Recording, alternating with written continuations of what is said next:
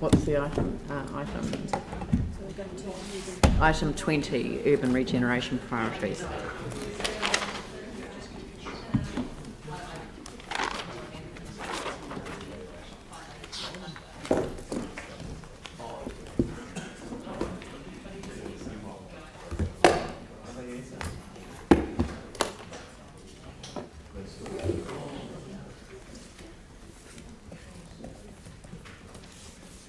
So, there's been an issue that's just I've been trying to sort of focus my mind on what it is that that I would like to see in the resolutions, because the issues around endorsing prioritisation in this financial year, that's really good.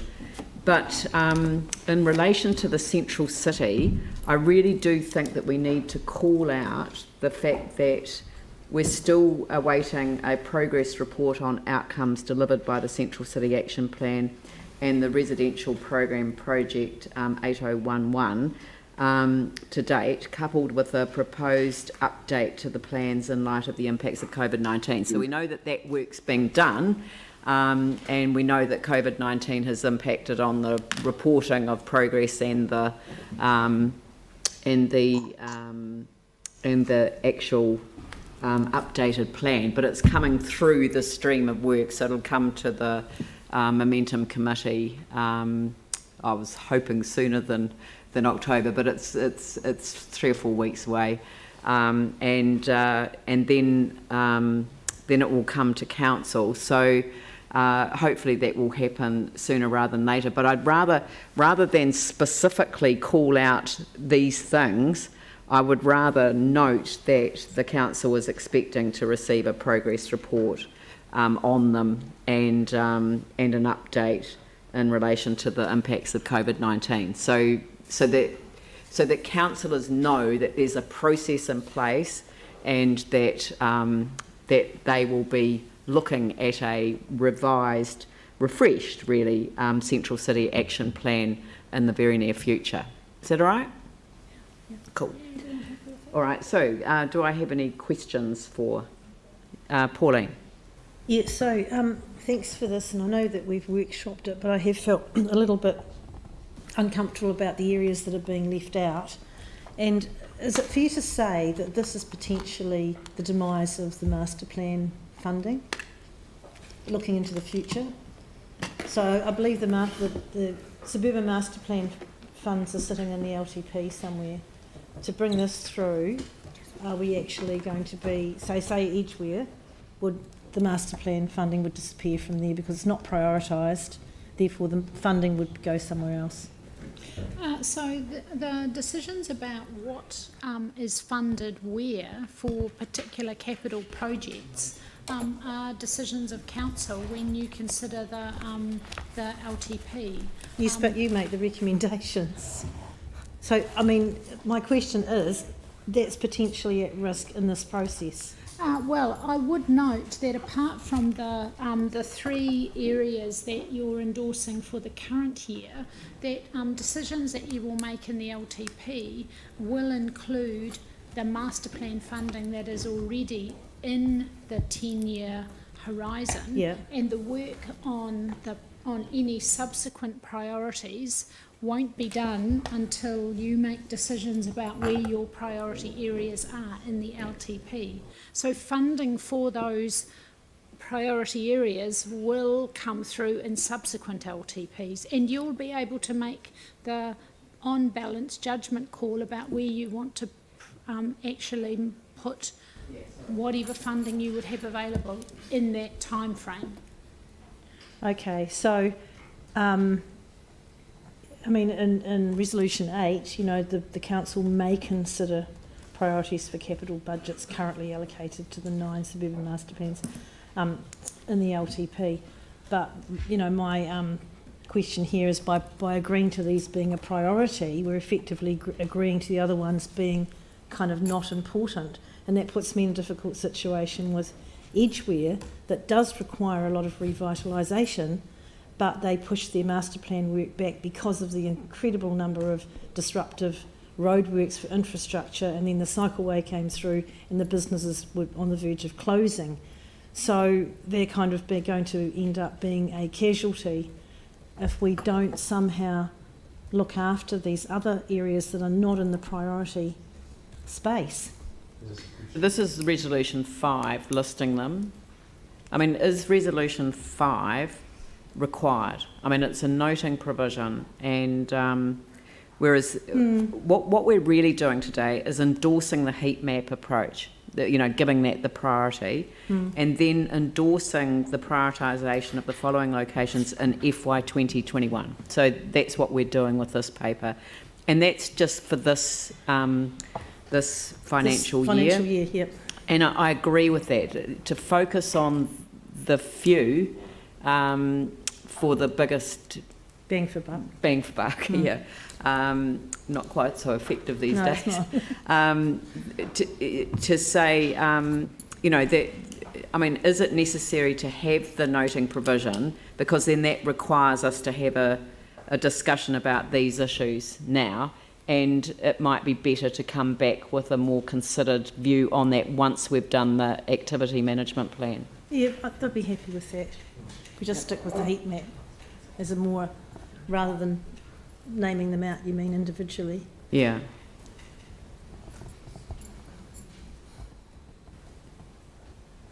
Alan, do you have a... Well, yes, we're just discussing the recommendation is simply a noting recommendation. Those priorities emerge from the heat map evidence that we've you've had presented to you. So that's the basis for those sitting in the report. But as There you is say, no compulsion it's for council to actually accept that advice. No, I know, You may but receive other advice and new layers of information, particularly in relation to COVID-19, that might, when you come to look at that in the LTP, that might change your perspective. It's yeah. I mean, I think getting the endorsement for the heat map approach is the key of this paper. Actually having a debate around all of the individual projects that sit within the bigger debate that we're going to have around the LTP. It isn't necessary for this paper to proceed and to achieve its objective, but I'm just suggesting that that's one way of enabling this paper to progress readily. But Because I also had questions about it, Takaro Avon River Corridor, that's already heavily funded from multi-streams, and should that be funded from that's this? the debate that I don't want That's us to right, so have, that might be the... because we've got a bigger debate to have around the LTP. So I'm just trying to get it, I'm trying to read the mood of the room. Well, my mood is just to move for all the staff recommendations as they seem. I don't see any problem with leaving that there as it sits. It's just noting, and at least it records the work that we did in those workshops, which must have some sort of value, realising it's all subject to LTP decision making anyway. So that, and you don't want to change it to a noting provision about the progress reports and the development of the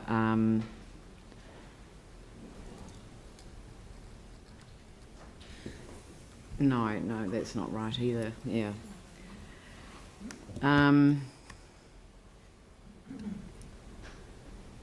happy with the 4A noting, but I don't, on paragraph 5, I don't see it. Yeah, but the 4A noting isn't what I wanted. What I wanted was that we're expecting a progress report on the outcomes of the residential program and it's actually the outcomes of the Central City action plan and the residential program, and that the Central City action plan is being updated to reflect the impacts of COVID-19. Does it need to be part of this?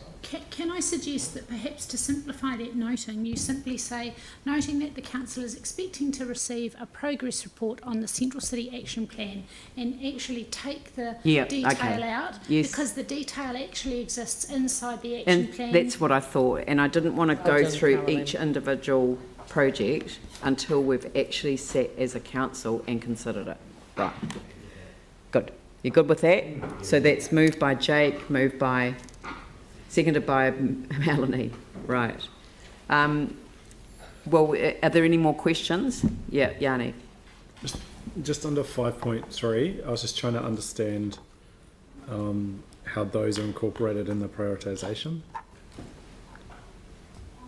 Can you just be explicit when you say 5.3? Oh, right, okay, cool. So, like, for example, I note, like, in particular, there was strong alignment in community board plans. It mentions Linwood Park and Eastgate, and as a whole community board priority. We've just had the board come earlier today and raise it.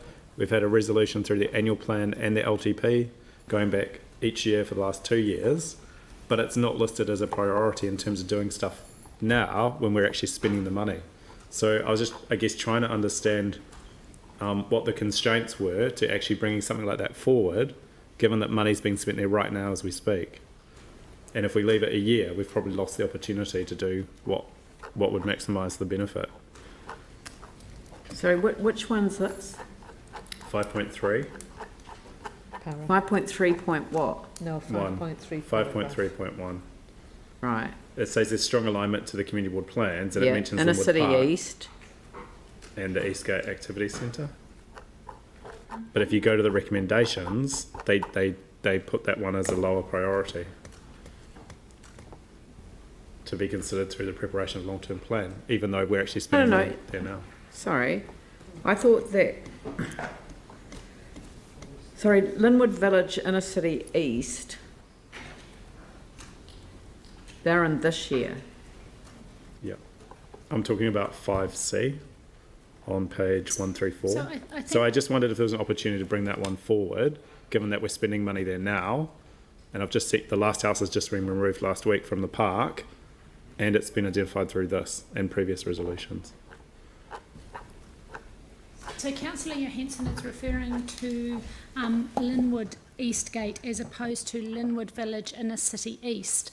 And the report is clear that if you want to bring forward a piece of work in another part of the city, then something has to give, because we only have sufficient resource to undertake the priorities as we've set out in resolution 4. There's only so many pieces of work that staff can work on and achieve the outcomes and the momentum that you're wishing to achieve. I'd also note that that 4A, B and then C came through as priority areas or priority initiatives, with the heat map as the basis, as the evidence base, as higher priority than Linwood Eastgate. Yeah. But we're spending the money now, so we lose the opportunity if we don't do it. Yeah, Yanni, I think it's asked and answered. We can debate that. Well, can I ask what the cost of doing that one would be? Just that one discreetly? So, Yanni, are you talking about the park or the Eastgate bit? Yeah, it's both. See, it's listed as Eastgate Activity Centre, but it should be park. Yeah, because my understanding was that the work with the Linwood Park and the pool development was with parks rather than urban regen, because it's the park development and sitting in those budget lines rather than the revitalisation stuff. Yeah. At a high level, we've got 5 different projects happening in this area without any coordinated spatial planning, which is such a lost opportunity. You've got the bus shelter that's been put in and the landscaping and the Buckley's Road improvement. You've got the park, you've got the pool, you've got...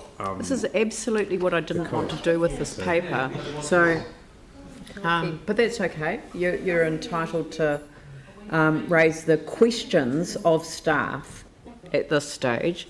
And if we can finish the questions, then we'll move to the debate.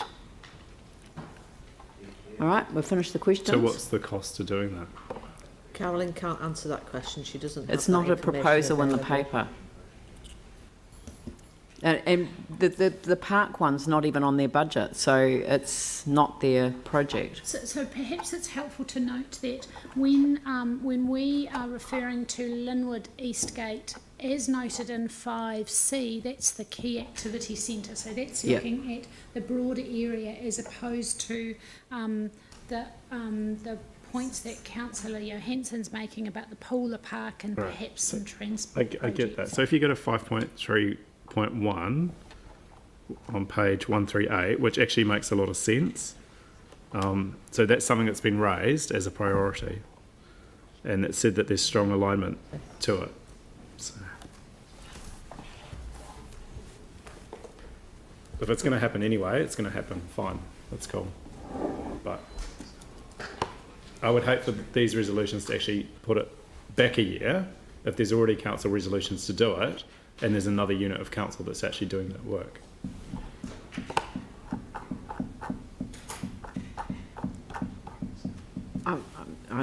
Mel, My question is one I know the answer to, and we all do. How did these 3 priority areas come about? Actually, The 3 that are for this year. Yeah. So the heat map work that you've seen identifies key places where there's a greater coloration in the map. And of those places, we've also had feedback from councillors and community boards as to what priorities they see as well. So I guess it's a combination of the information that we have that is the evidence base, and then on top of that, your political views that have informed that as well. So we had a couple of workshops on this and came up with these priority areas as a council. and that's shown in attachment A to the report. Was the fun doc game, remember that? No, I'm not saying I remember this, I'm making the point. she is making the point that we've had workshops on this, and it's very clear. It's very clearly spelt out in the paper that these workshops have occurred. But you know, but anyway, we can move on to the debate now. So I'll open it up, Pauline. Oh yeah, look, just very quickly, it is very hard to argue with the heat map that we've all participated in, and using the social, economic and environmental measures and creating those heat maps. But when you're on the losing end of the stick, it's very hard to actually agree with it either. But what I will do, I will support this today, but actually going forward to keep an eye on equity, or amount of equity that going into some of the areas like Edgware Village that haven't been nominated as priorities, of making sure that there are some easy wins and easy improvements and easy gains for the community there that we can try and bring through in the LTP if possible. I just don't want to lose sight of those areas completely, because I mean the heat map is the heat map, but it may be a little bit cut and dried for my liking. And when you've got an area that's activated, motivated, capable, like Edgware, I know that there's good community activation in there, and if we can support that in some way to improve the amenity there, I'm going to be keeping an eye on that too. Thank you. Melanie? I think this is really good. I mean, the heat map is, the whole point of it is to put our focus into areas that are not being necessarily focused on at the moment, by putting deprivation as one of the priorities, and sometimes we forget about that. And we've got councillors here often talk about Linwood and places in the east that don't get enough attention, and that's why we're supporting this. And I don't think it means we're forgetting about other areas. I've got a master plan in my area as well that was going ahead and now isn't going ahead, and who knows what will happen with it too. So I think we all probably feel the same, but I think in principle this is really good work, and we should be supporting it because we came up with it together. Jake, and you're going to close the debate, aren't you? So you don't care, or okay, well, far away, Jake, and then Andrew.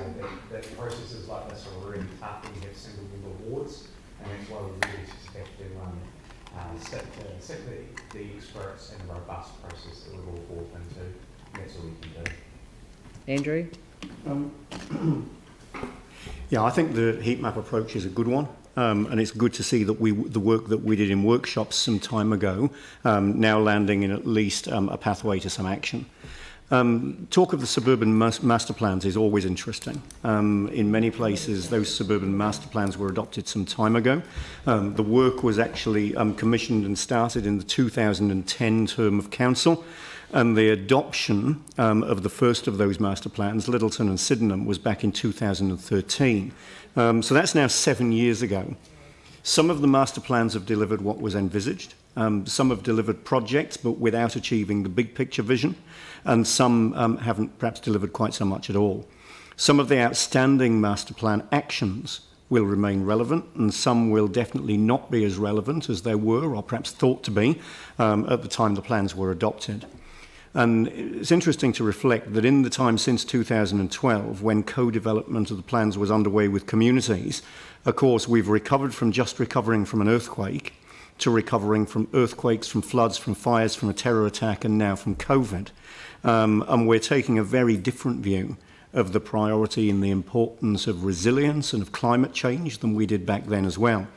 So it should therefore come as no surprise that our priorities, and probably the priorities of our communities, may well have changed since 2012, 2013. And of course, all of this is a question for the priorities that we take as we work through the development of the LTP, as to how we might deal with and prioritise any outstanding actions from those master plans, and how they reflect today's priorities rather than the priorities at the time the master plan was developed. But as regards the decision making today, I agree with the process and the way that we've arrived at the heat map priorities, and I agree with the result. I agree that we should be getting on with what we can in these areas in terms of regeneration, in terms of activation, and in terms of progress, and that's what this paper does.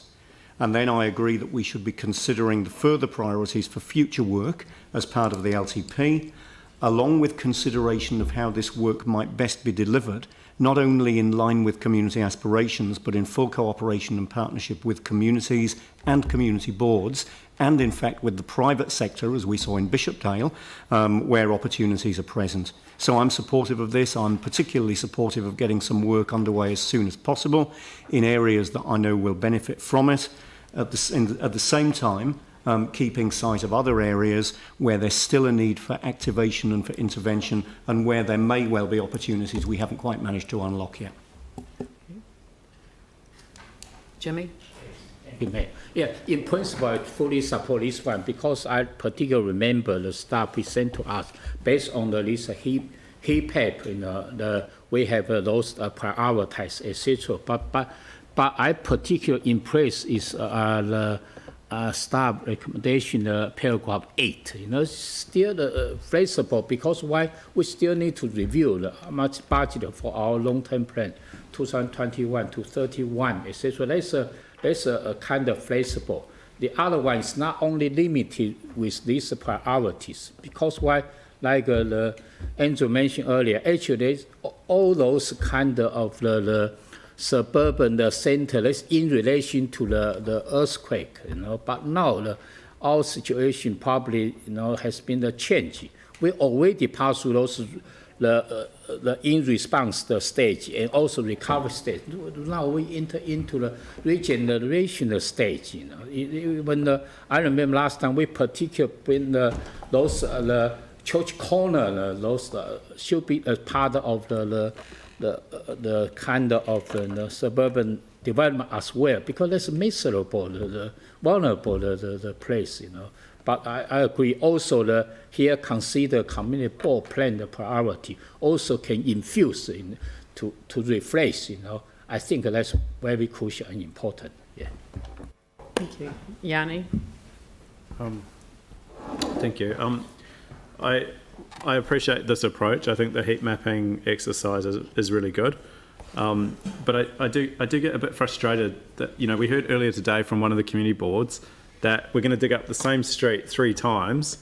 And this is kind of what we're going to do in Linwood Park. We're going to have the same similar contractors that are building the pool, that could build a pavilion, that could do civil works on a park, and that are removing the temporary village. It just seems crazy that we don't get synergy. We've repeatedly had resolutions through council And I find it extraordinary that resolutions of a council, a democratically elected council that has made decisions to get things done, can just not be actioned or brought back to us in a timely fashion.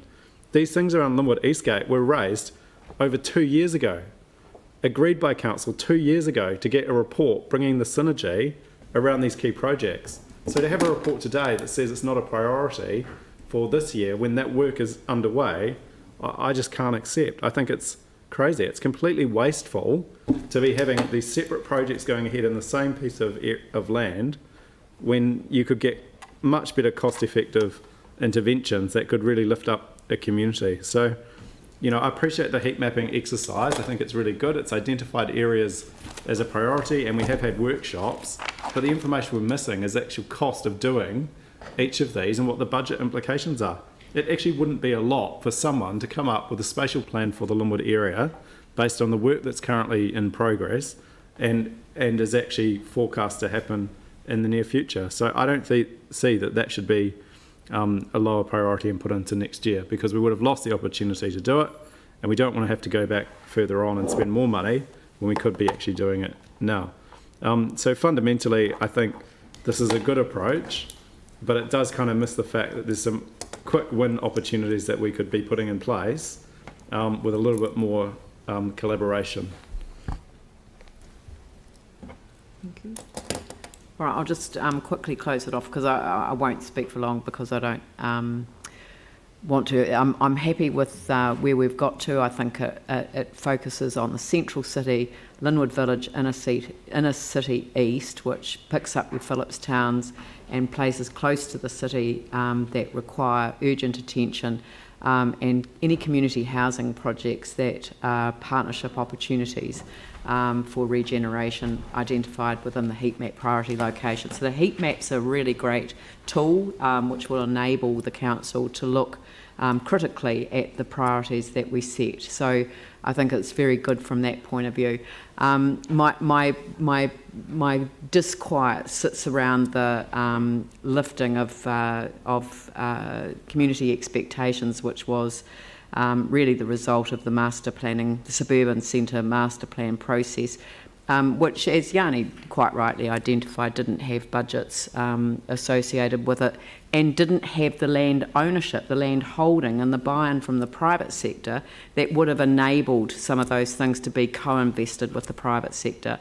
And, you know, that was, it was always, it was an unfortunate phrasing of the master planning, or the use of the words, because it created a community expectation that their plans were able to be delivered, but actually they need more than that. They need real private sector money, and they do need to have the City Council with utilising the tools that it has had for the last 4 years and reducing under a year to go.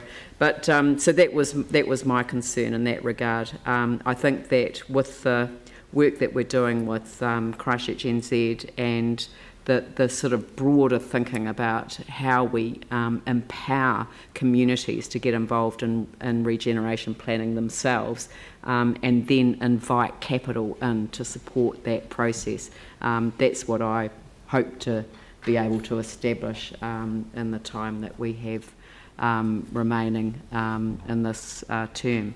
So I will put the motion. All those in favour say aye. Aye. Those opposed say no. That's carried. Thank you. Thank you very much.